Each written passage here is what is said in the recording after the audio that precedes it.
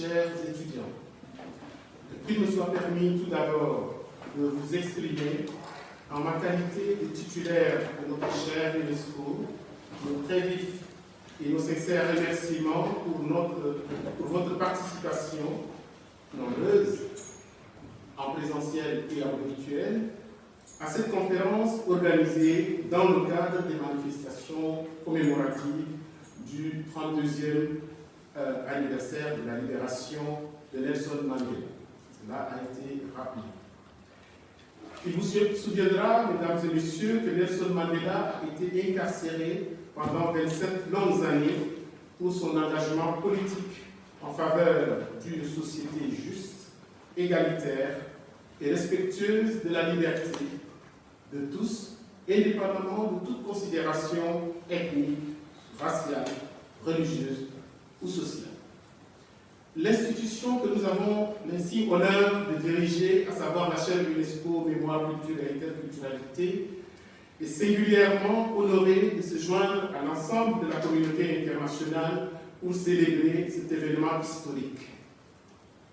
Et la présente conférence s'inscrit également dans le cadre de notre cycle de conférences, cela a été rappelé par Madame la Présidente, notre cycle de conférences intitulé « Mémoire, une marche du monde », en même temps que dans le cadre de la décennie Nelson Mandela pour la paix, la décennie 2019-2028, instituée par les Nations Unies.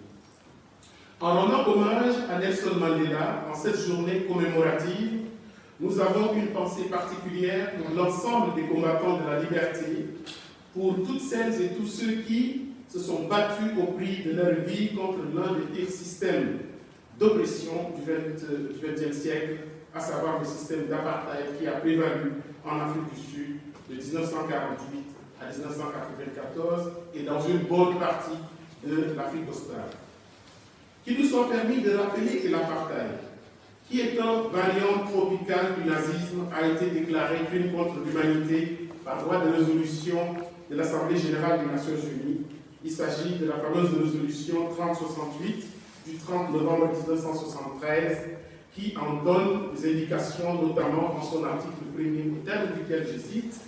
les États partis à la présente convention déclarent que l'apartheid est un crime contre l'humanité et que les actes inhumains résultant des politiques et des pratiques d'apartheid et autres politiques et pratiques semblables de ségrégation et de discrimination raciale définies à l'article 2 de la Convention sont des crimes qui vont à l'encontre des normes du droit international, en particulier des buts et principes de la Charte des Nations Unies, et qui constituent une menace sérieuse pour la paix et la sécurité internationale. Aussi, les États partis à la Convention déclarent-ils criminels les organisations, les institutions et les individus qui commettent le crime d'apartheid. In concreto, et au terme de son article 2, la Convention internationale sur la prévention et la répression du crime d'apartheid considère que le crime d'apartheid, je cite, englobe les politiques et pratiques semblables de ségrégation et de discrimination raciale telles qu'elles sont pratiquées en Afrique australe, désigne les actes inhumains indiqués, commis en vue d'instituer ou d'entretenir la domination d'un groupe racial d'êtres humains sur n'importe quel autre groupe racial d'êtres humains et d'opprimer systématiquement celui-ci. Mesdames et messieurs, en rendant hommage à Nelson Mandela aujourd'hui, c'est à l'ensemble de ses compagnons de lutte, l'ensemble des combattants de la liberté et de tous les résistants que nous voulons honorer leur mémoire en saluant leur action. Les militants et les militantes du Congrès national africain de l'Impouto-Moussouzoué, du Congrès panafricain d'Azali, du Front démocratique uni, du Parti communiste sud-africain, du Conseil écuménique des Églises, du Mouvement de la conscience noire, de l'Organisation des peuples d'Azali, du Parti libéral, du Parti progressiste, pour ne citer que ceux-là. Nous voulons aussi avoir une pensée pour les syndicalistes, comme l'actuel président de la République d'Afrique du Sud, Cyril Ramaphosa, du Congress of South African Trade Union, COSATU, ou ceux de la National Union of South African Students. Nous pensons aussi aux artistes, les chanteurs et musiciens comme Miriam Makeba, Johnny Clay, Hugues Masekela, Joseph Chabalala et bien d'autres. Nous pensons également aux femmes et aux hommes de lettres comme Nabil Gordimer, prix Nobel de littérature 1991, André Gris, Alain Petre, Sifo Sepamla, Alex Dagouma, Peter Ebrenius, etc. Aux cinéastes, les femmes du mouvement Black Sash, Jane Sinclair, Ruth Foley, Elizabeth McLaren et bien d'autres, elles ont apporté la preuve, et une preuve irréfutable, que le combat contre l'apartheid était une opposition des convictions et non une confrontation atavique entre blancs et noirs sud-africains. Pensons aussi aux femmes de la célèbre marche du 9 août 1956, Liliane Gori, Helen Joseph, Raïm Mossa, Bertha Bosa, Albertina Sizou et bien d'autres, qui ont marqué de leur empreinte cette lutte contre l'apartheid.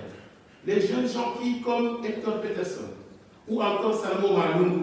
qui ont consenti au sacrifice suprême pour la liberté du peuple sud-africain et pour la sécurité de l'humanité tout entière. Les médias de la résistance sud-africaine à l'apartheid, notamment le Rand Daily Mail, le Weekly Mail, le Sowetan, The New Nation, The Daily Dispatch ou le Bree-Witbag, et bien d'autres encore.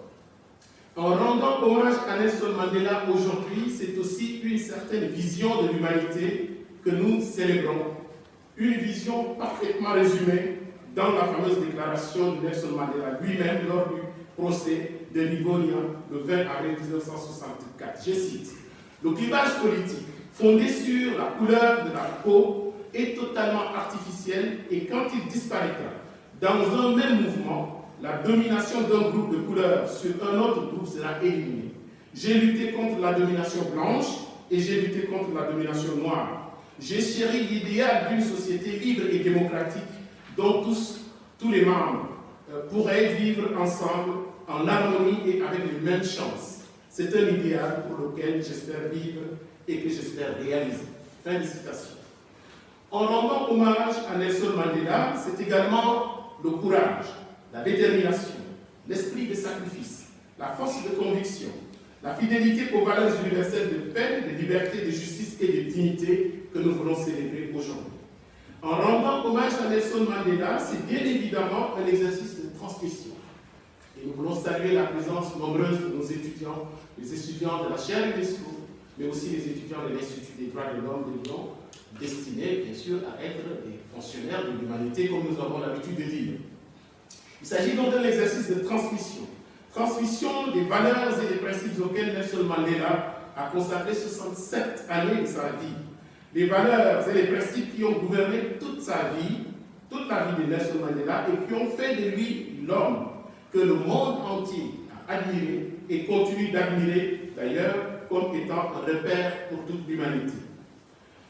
Comme nous le savons tous et toutes, Nelson Mandela a consacré 67 années de sa vie à combattre l'injustice tout en œuvrant pour la paix dans son pays, l'Afrique du Sud, et dans le reste du monde. Et c'est à juste titre que l'UNESCO nous invite chaque année, à l'occasion de la Journée internationale Nelson Mandela, l'UNESCO nous invite à œuvrer comme Nelson Mandela pour la justice sociale, pour l'égalité, pour la réconciliation et le respect de la diversité culturelle. Il s'agit pour chacun et chacune d'entre nous de contribuer même modestement à la paix dans les sociétés, dans nos sociétés respectives, autrement dit, à être les acteurs de la transformation de nos sociétés selon nos moyens et nos capacités, mais aussi à être des petits Mandela à notre niveau, à nos modestes niveaux, dans toutes nos sociétés où il y a tant de choses à faire, où il y a tant de combats à mener, à être le changement que nous voulons voir dans nos sociétés. En réalité, la vocation de chacun d'entre nous est de contribuer à l'accomplissement de notre commune humanité qui, en réalité, est toujours dans sa phase d'apprentissage. Et c'est Nelson Mandela lui-même qui le dit en donnant l'exemple. Je le cite, « Chacun de nous, en tant que citoyen, a un rôle à jouer pour créer un monde meilleur. » Mesdames et messieurs, nous tenons à rappeler que le combat de Nelson Mandela et de tous les combattants de la liberté contre l'apartheid était un combat porteur d'un message universel et d'un message de l'universel. Ce combat déterminé contre l'apartheid durant près de 5 décennies était l'une des preuves irréfutables que tous les peuples du monde aspirent à la dignité, à la liberté, à la justice, à la démocratie, à l'autodétermination.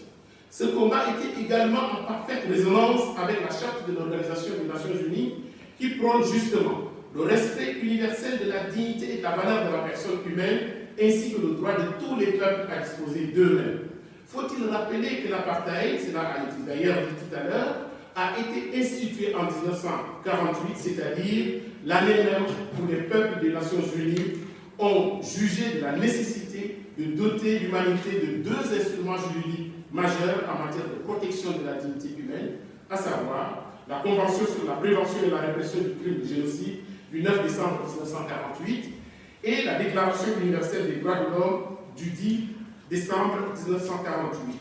Cela paraît évident que l'institutionnalisation de l'apartheid, qui est un avatar du nazisme comme nous l'avons rappelé tout à l'heure, 3 ans à peine après la victoire sur le nazisme, est en soi un défi pour toute l'humanité.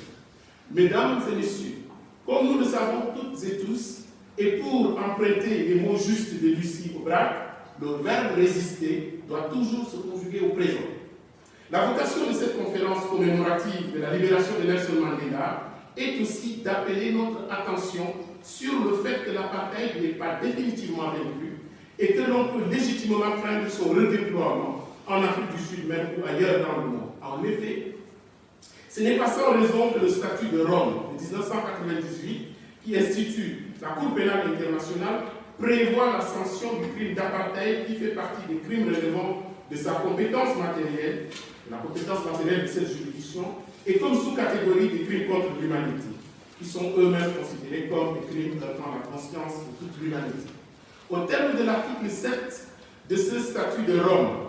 par crime d'apartheid, on entend, je cite, les actes inhumains commis dans le cadre d'un régime institutionnalisé d'oppression systématique et de domination d'un groupe racial sur tout autre groupe racial ou tous autres groupes raciaux et dans l'intention de maintenir ce régime. Mesdames et messieurs, avant de conclure mon propos, je voudrais, avec votre permission, rendre un hommage déférent à deux personnalités qui, aux côtés de Nelson Mandela, ont également joué un rôle décisif dans l'abolition de l'apartheid et qui nous ont quittés au cours de l'année 2021. J'ai nommé respectivement le président Frédéric de Klerk, président de la République d'Afrique du Sud du 15 août 1989 au 10 mai 1994, soit le dernier président du système d'apartheid. Frédéric de Klerk a été, avec Nelson Mandela, les deux principaux architectes de la fin de l'apartheid en Afrique du Sud. Co-lauréat du prix Nobel de la paix en 1993 avec Nelson Mandela, Frédéric de Klerk était également un homme de grande vision et un avocat de formation comme Nelson Mandela. Bien qu'il fût un fidèle serviteur du système d'apartheid à l'intérieur duquel il a fait toute sa longue carrière politique, 8 fois ministre, président par intérim et président de la République, c'est lui qui, contre la volonté de son temps, a choisi la voie ayant conduit à la libération de Nelson Mandela le 11 février 1990 et conséquemment à la fin de l'apartheid en Afrique du Sud. Frédéric de Klerk nous a quittés le 11 novembre 2021. En deuxième lieu, je voudrais aussi saluer la mémoire de Monseigneur Desmond Tutu, prix Nobel de la paix 1984, qui a été également un acteur déterminant de la lutte contre l'apartheid et qui a tiré sa révérence le 26 décembre 2021 au Cap en Afrique du Sud. Il fut un militant anti-apartheid, mondialement connu également pour ses nombreuses initiatives en faveur de la paix, de la justice et de la réconciliation. Auteur de la théologie dite Ubuntu de la réconciliation, il présida avec sagesse les travaux de la fameuse commission Vérité et Réconciliation en Afrique du Sud de 1995 à 1998, à la fin de l'apartheid. Il est aussi l'inventeur de la notion de nation arc-en-ciel, Rainbow Nation,